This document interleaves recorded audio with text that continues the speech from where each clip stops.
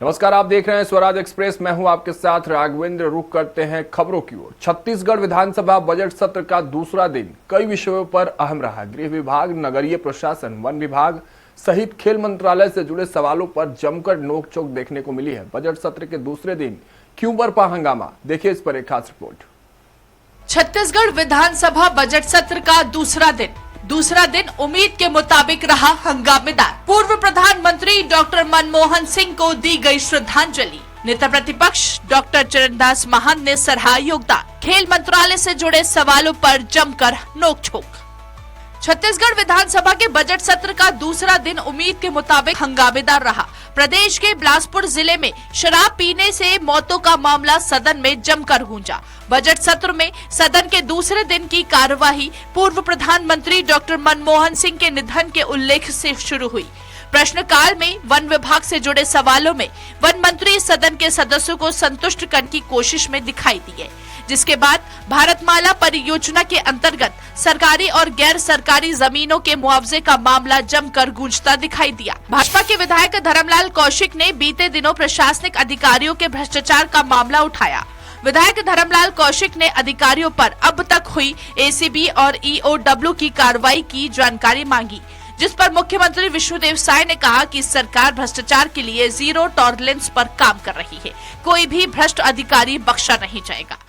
जिनके खिलाफ में ईओडब्ल्यू, एसीबी और सरकार के द्वारा जो विभागीय जांच की जा रही है, उस मामले को लेकर के प्रश्न उठाया गया था, जिसमें 6 अधिकारियों का नाम आया और 6 अधिकारियों के नाम आने के बाद में अभी तक जो कार्रवाई हुई, और उस पे मैंने सीएम साहब से आग्रह ये किया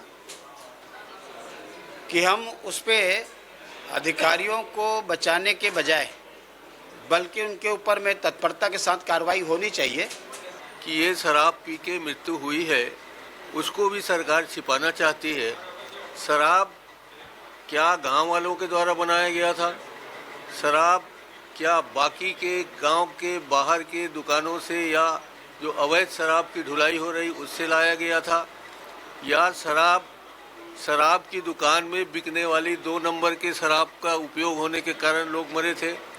उन्होंने सरकारी जवाब ये आया कि मछली खाने के बाद लोगों की तबीयत बिगड़ी और इतने लोग मर गए। प्रश्नकाल के बाद शून्यकाल में प्रदेश में किसानों के लिए बिजली आपूर्ति और अवैध शराब का मामला जमकर गूंजा। मामले में हंगामा भी देखने को मिला। विपक्ष से पूर्व सीएम भूपेश बघेल ने प्रदेश में बिजली का मुद्दा शून्यकाल में उठाया। बिजली कटौती पर स्थगन के माध्यम से चर्चा की मांग रखी गई। किसानों की परेशानियों का हवाला दिया गया, लेकिन बिजली कटौती पर चर्चा कराने से अध्यक्ष ने इनकार कर दिया। शून्यकाल में ही नेता प्रतिपक्ष ने अवैध शराब की बिक्री का मामला उठाया। जहरीली शराब से बिलासपुर जिले में 8 मौतों का आंकड़ा भी गिनाया। शराब पर सदन में जमकर बहस हुई। पक्ष विपक्ष एक दूसरे पर जमकर हमलावर हुए। मामला इतना गर्माया कि विपक्ष ने सदन से वॉकआउट कर दिया। और अवैध शराब करने वाले उन कोचियों को बचाना चाहते हैं, और पूरा उनका ये 4 पेज का उत्तर इसी बात के लिए था, जिसका हमने विरोध किया है, विरोध करते रहेंगे। और ये एक छिपाने की प्रक्रिया है जो सरकार अवैध शराब में लिप्त लोगों को बचाना चाहती है। ये पूरी सूची है जिस पर कार्यवाही की गई, और ये छोटी छोटी कार्यवाहियां नहीं, अब तो बड़ी कार्यवाहियां उस पर होंगी और अंतिम फैसला उन लोफांदी और आसपास के गांव के लिए होगा। जिस तरीके से जो भी घटना सामने आई है, इसका जो भी तकनीकी आधार पर जो भी निर्णय आता है सामने, इस विषय पर तो अंतिम चोट होगी। शून्यकाल में प्रदेश के जनहित के मुद्दे जमकर उठाए गए। बिलासपुर जिले में अरपा नदी में गंदगी और सफाई के मामले में भी खूब चर्चा हुई।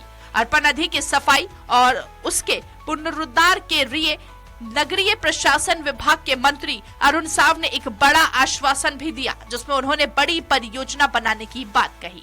ये सदन में घोषणा की गई है कि इसकी एक समुचित कार्य योजना बनाई जाएगी कि जिससे आने वाले समय में अरपा हमारा संरक्षित रहे, सुरक्षित रहे और उसके जल जो प्रदूषित है उससे पूर्णतः उसको बचाया जा सके।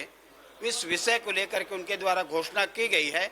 मैं इसके लिए हमारे उप मुख्यमंत्री जी को मैं धन्यवाद ज्ञापित भी करता हूं, और इसका शीघ्र अमल हो इसकी मैं कामना भी करता हूँ। फिलहाल सदन के भीतर कई विषयों पर गर्माहट दिखाई दी। इसी गर्माहट के बीच वित्त मंत्री ने करीब 20,000 करोड़ का अनुपूरक बजट भी पेश किया। 3 घंटे की लंबी बहस के बाद अनुपूरक बजट पर मतदान हुआ, जो पास भी हो गया।